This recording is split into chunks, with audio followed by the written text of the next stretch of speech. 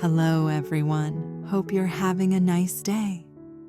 Today, we're stepping into a colder season where fear and love collide in the quietest places.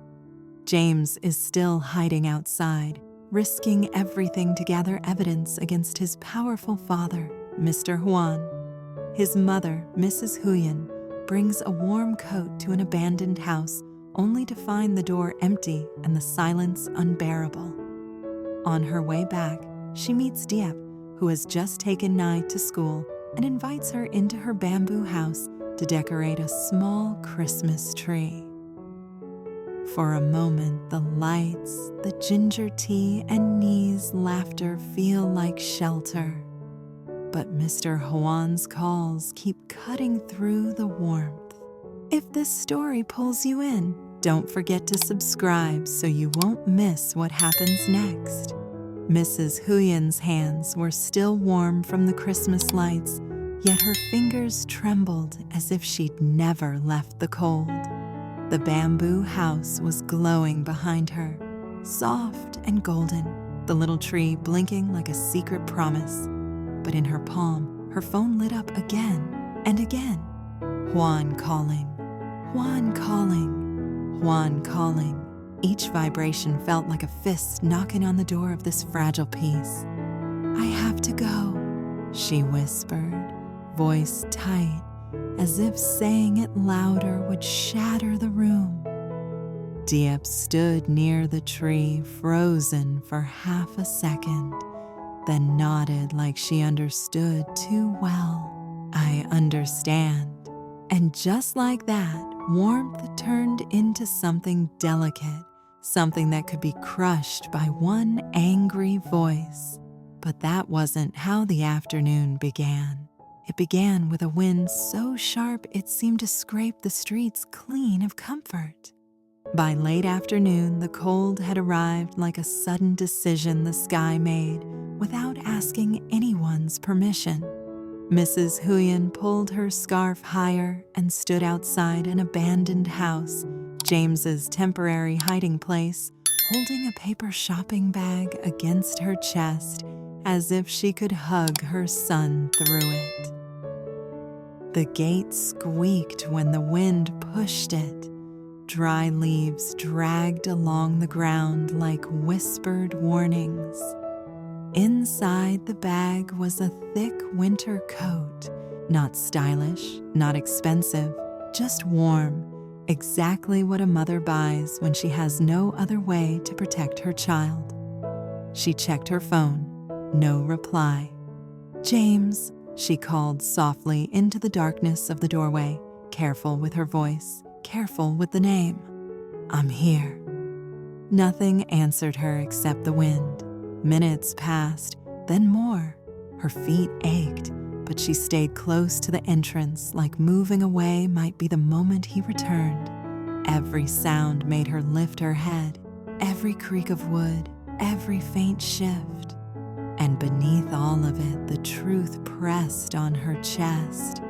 James was out there searching for evidence to expose Mr. Juan is his own father. A powerful man, a dangerous man. It wasn't just rebellion, it was a storm. Her phone vibrated sharply. "Juan." Her fingers went stiff. The screen felt heavy, like it carried a threat instead of a name. "Where are you?" Mr. Juan snapped. "You've been gone long enough." "I'm outside," she said, forcing calm. "I needed to buy something."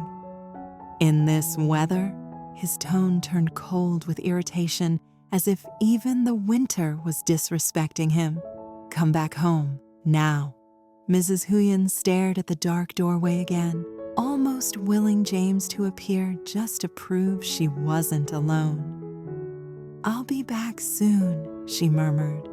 "Soon is not an answer," Juan barked. "You're my wife, not some girl wandering wherever she wants. Get home." The call ended. Mrs. Huyen lowered the phone slowly. Her hands shook, not from the cold, but from the familiar pressure of being pulled in two directions. a son she couldn't reach, and a husband who tightened the leash whenever she tried to breathe. Then footsteps approached behind her, not rushed, not hiding, just normal. "Mrs. Huyen?" She turned fast, and there was Diep, cheeks pink from the cold, hair tied back, a small grocery bag hanging from her wrist. Seeing her here felt like finding warmth standing in the middle of something abandoned. "Diep." Mrs. Huyen's voice softened before she could stop it. Diep glanced toward the old house, then back at the coat bag in Mrs. Huyen's arms. She didn't ask the name. She didn't need to. "It's really cold," Diep said gently.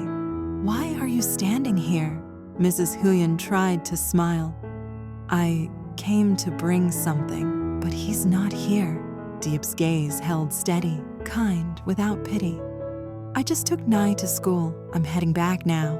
She hesitated, then spoke carefully, like offering a blanket without making it feel like charity. "If you don't mind, please come to my bamboo house for a bit. We're decorating a Christmas tree today.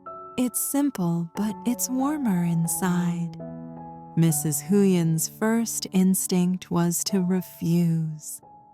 Juan's voice still echoed, "Now."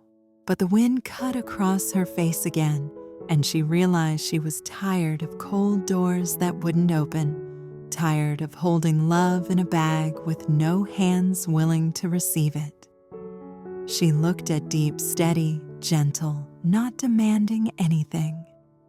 "Just a little while," Mrs. Huyen said, almost like she was asking permission from herself. Diep's eyes softened with relief. "Yes, just a little." And when Mrs. Huyen stepped into the bamboo house, warmth wrapped around her shoulders, soft light, ginger tea, a quiet heater humming in the corner. For the first time all day, she felt her chest loosen. Until her phone began to ring again. Mrs. Huyen didn't realize how cold she'd been until the bamboo house warmed her hands back to life. Diep poured ginger tea into a chipped mug and pushed it toward her with both hands, as if warmth should always be given carefully. "Drink," Diep said. "Your fingers are almost blue." Mrs. Huyen wrapped her palms around the mug, breathing in the sharp sweetness. The steam fogged her vision for a second, and when it cleared, she saw the small Christmas tree standing in the corner, thin, a little uneven, but proud in its own way. A string of lights lay coiled on the floor like a sleeping snake. Ly's laughter floated from the next room, light and bright as a bell. "Your house is..." Mrs. Huyen searched for the word. "Quiet." Diep smiled, but it didn't fully reach her eyes. "Quiet is safer sometimes." That line landed like a stone in Mrs. Huyen's chest, because she knew what it meant. Quiet wasn't just peace. Quiet was hiding. Quiet was surviving. Diep crouched down by the tree and began untangling the lights. "Will you help me?" Mrs. Huyen hesitated, still clutching the mug as an excuse to stay still. Her phone sat on the table beside her, screen dark for the moment, but she could feel it like a threat. Then she set the mug down and moved closer. "I don't remember the last time I decorated a tree," she admitted softly. Diep glanced up. "Then today is a good day to remember." They worked slowly. Diep held one end of the lights while Mrs. Huyen guided the strand around the branches. Their hands brushed now and then, nothing dramatic, nothing inappropriate, just two women moving in the same small space, sharing the kind of gentleness the world rarely offered them. Ly appeared in the doorway with a handmade paper star, her cheeks rosy. "Auntie Diep, look." Diep's face softened instantly. "That's beautiful, Ly." Ly marched over like she was on a mission and reached up to place the star. It wobbled and nearly fell. Mrs. Huyen steadied it without thinking, lifting her arm to adjust the branch. Ly looked up at her, curious. "Are you James's mom?" Mrs. Huyen froze just for a heartbeat. Diep's hands paused on the lights. The air tightened. Then Mrs. Huyen forced her voice to stay calm. "Yes." Ly tilted her head. "Is James cold?" The question hit harder than any accusation. Mrs. Huyen swallowed. "That's why I bought him a coat." Ly's gaze flicked to the shopping bag near the door. She looked serious for a child. "Then he should wear it." "He should," Mrs. Huyen whispered, like a prayer. Diep returned to the lights, but her movement slowed, as if each loop around the tree carried a hidden thought. When she finally spoke, her voice was careful. "He hasn't contacted you." Mrs. Huyen shook her head. "Not since last night." Diep didn't ask why. She didn't ask where. She already knew too much, and still she chose not to judge. Mrs. Huyen stared at the tree, blinking softly. "I don't even know if he's eating or sleeping, or if he's," her voice caught, "if he's safe." Diep tied the cord neatly behind the tree and stood, wiping her hands on her sweater like she could wipe away fear that easily. "He's stubborn," Diep said, a faint warmth returning to her tone, "but he's not careless." Mrs. Huyen let out a small, tired laugh, surprised it existed inside her. "You sound like you know him too well." Diep's smile faded into something quieter. "I know what it looks like when someone carries a storm inside them." Mrs. Huyen studied Diep's face, then how calm she tried to appear, how controlled. It wasn't peace, it was discipline. "You care about him," Mrs. Huyen said gently. Diep didn't deny it. She only looked at the tree, now half lit, half dark. Sometimes caring is the most dangerous thing. As if the universe wanted to prove her right, Mrs. Huyen's phone buzzed on the table, once, twice. Then the screen lit up with the name she feared.